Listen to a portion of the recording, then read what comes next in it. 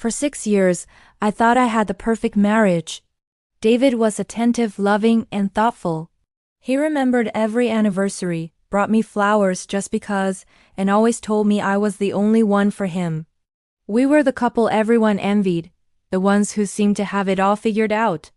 But beneath that perfect surface, a crack was forming, so fine and so carefully hidden that I almost missed it entirely. It started with the small things, little inconsistencies that I brushed off as work stress or just him being forgetful. He started working late more often. "Big project at the firm," he'd say, looking genuinely exhausted. He began guarding his phone like it held state secrets. When I asked about it, he'd laugh it off. "Just work emails, honey, don't want to bore you." And I believed him. Why wouldn't I? This was David, my David, the man who held my hand through my father's illness and celebrated my every small victory. The idea that he could be deceiving me felt, not just improbable, but impossible. The first real alarm bell rang on our 6th anniversary. He had planned a surprise weekend getaway, just like he always did, but this time something was off. He seemed distant, his smile not quite reaching his eyes. While he was in the shower, his phone buzzed on the nightstand. I never looked at his phone, I trusted him completely.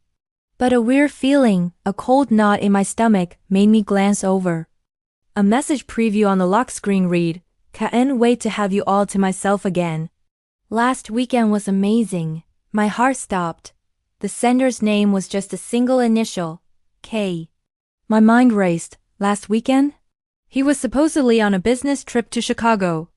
I confronted him when he came out of the shower, my hands shaking as I held up the phone. For the first time in our marriage, I saw panic flash in his eyes before he quickly composed himself. He spun a story so elaborate, so detailed, that I almost fell for it. K was Ken, a new colleague, and they were joking about a disastrous presentation.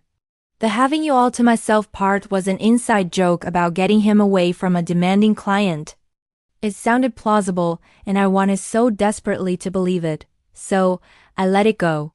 But the seed of doubt had been planted, and it started to grow. I began noticing more.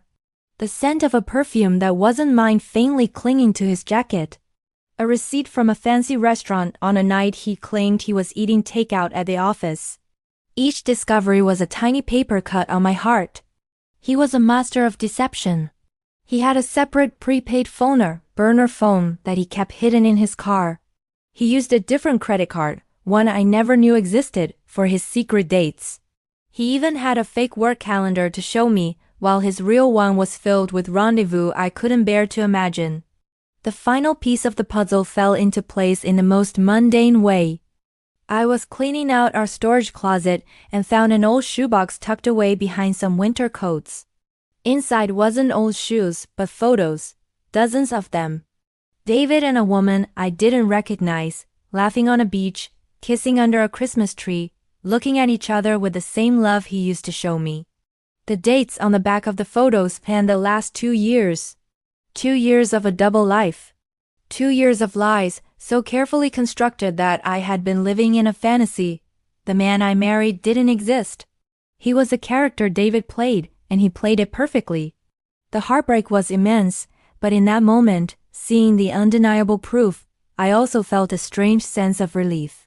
The gaslighting, the self-doubt, it was all over.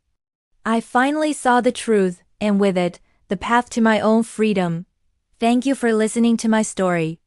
If you've been through something similar, know that you are not alone and your feelings are valid.